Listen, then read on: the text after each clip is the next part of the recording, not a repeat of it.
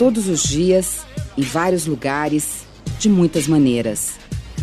A violência é um fenômeno mundial, um problema social que desafia estudiosos, governos e toda a sociedade.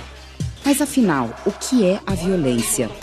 Agressão à mulher ou mesmo um roubo na rua. É abuso sexual. Uma abordagem da polícia, por exemplo, nos guetos, nas favelas, segue todo um estereótipo.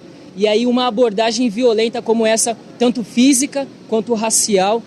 A violência não é um fato novo na história da humanidade. É uma prática antiga. Esteve presente nas mais diversas sociedades e assumiu diferentes formas em cada uma delas. A violência ela é vista como um motor da história, como se não fosse possível contar a história sem contar os episódios de violência. É um general, é uma revolução, é uma guerra, é uma conquista. E isso acaba naturalizando a violência.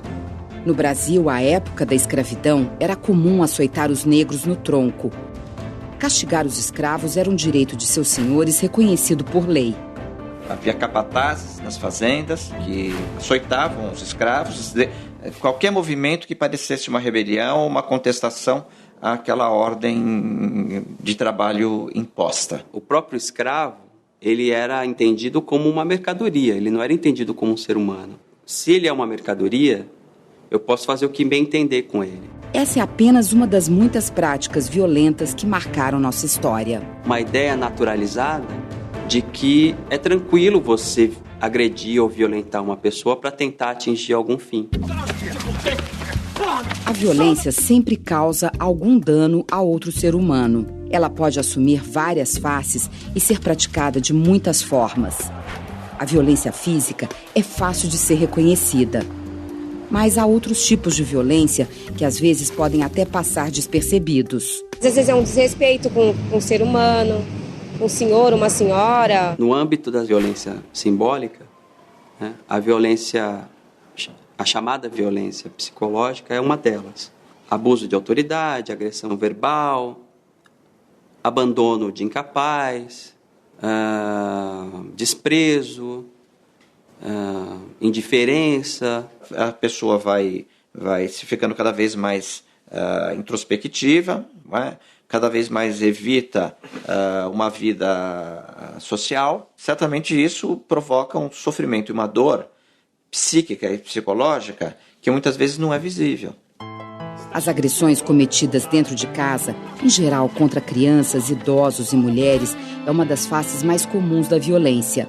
É a chamada violência doméstica. Além do dano causado na pessoa, ela causa um dano direto na família, principalmente nos filhos, porque essas crianças passam a entender que a violência pode ser aplicada em outros ambientes também. Segundo uma pesquisa da Secretaria de Políticas para as Mulheres, em 75% dos casos, as mulheres são agredidas pelo marido, companheiro ou namorado. 59% das agressões denunciadas ocorrem diariamente. Tem uma história social por trás dessa ideia, porque, tal como no período da escravidão, o escravo era visto como uma mercadoria, há um outro problema no Brasil, que é o machismo, que é o patriarcalismo, que também é uma ideia de que o homem ele é o dono da casa, ele é o proprietário da mulher, ele é proprietário das crianças. Como dono daquela pessoa, ele teria o direito de fazer o que bem entendesse. Fala a verdade pra mim. Fala a verdade. Para as mulheres, nem sempre é fácil admitir que são vítimas de violência e denunciar seus parceiros. A sociedade é machista. Então, a busca por ajuda não tem um reconhecimento social. Quando se começa a descobrir que era um problema de muitas mulheres, então não é mais um problema privado, é um problema público. Então, quando as mulheres tiveram coragem de vir relatar, contar os seus casos, contar o seu sofrimento, as suas angústias, isso muda. Hoje, no Brasil, existe uma lei para combater a violência contra a mulher. É a lei conhecida como Maria da Penha, em vigor desde 2006. Além de criar mecanismos para proteger as mulheres, a lei prevê punição para os agressores, inclusive com prisão. Apesar dos avanços trazidos pela lei, o número de mulheres mortas por conta desse tipo de agressão não foi reduzido. O problema não é apenas criar novas leis, mas é a mudança de uma cultura da violência, ainda muito presente no Brasil.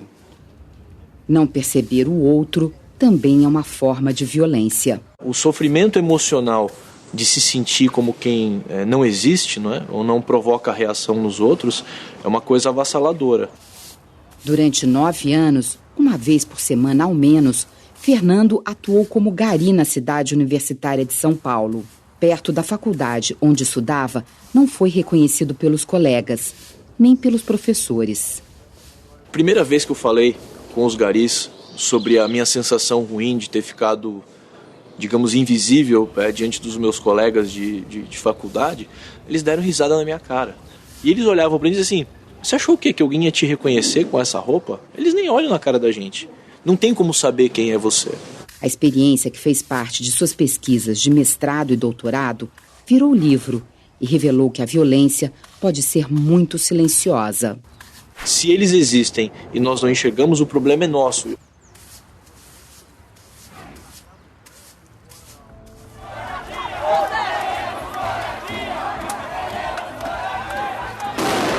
A violência também pode ser permitida pela sociedade. É o caso de situações nas quais o Estado age para cumprir a lei, em defesa do território, da manutenção da ordem pública ou do direito à propriedade privada.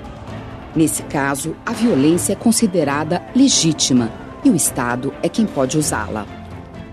Foi o pensador alemão Max Weber, considerado um dos fundadores da sociologia, quem melhor definiu a violência considerada legítima.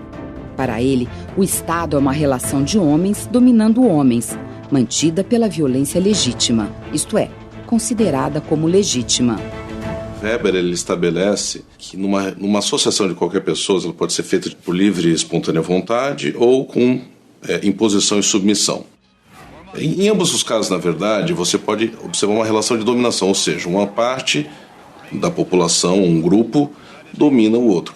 Pode ser que a violência surja como uma maneira de manter essa relação, essa ordem. De uma maneira tradicional, quer dizer, porque sempre foi feito, né, que é o caso de reis, enfim, líderes que não são questionados porque a ordem sempre foi essa, e de uma maneira que ele chama de carismática. O líder ele tem uma condição especial, uma pessoa diferenciada, e por isso as pessoas o seguem. A violência legitimada racionalmente ou juridicamente, o principal exemplo a gente vê no Estado moderno, em que a polícia tem, até certo ponto, o direito a um uso de força física para manter a ordem e o respeito às leis. No cotidiano, a violência assume muitas formas. Sofrimentos, carências, constrangimentos. E a desigualdade pode ser uma das chaves para entender melhor esse fenômeno. Não só a desigualdade do ponto de vista da renda, mas também a desigualdade do ponto de vista do acesso aos direitos. Você tem o direito à educação, o direito à saúde, mas ele não é distribuído igualmente por toda a população. As classes populares não têm a proteção pública que muitas vezes as classes médias e altas têm. E você, o que pensa a respeito? Há caminhos para superar a violência? Acredito que começa tudo com a educação. Escolas justas para todo mundo, faculdade para todos. O cara que tem a oportunidade de poder estudar, trabalhar e ter uma visão melhor do futuro, ele não vai pro lado da violência, que sabe que o caminho é duro e dificilmente tem volta, né? Então é preciso melhorar as nossas instituições, é preciso melhorar a nossa confiança interpessoal, é preciso alterar a sociedade no sentido de superar essa cultura da violência que ainda é tão presente.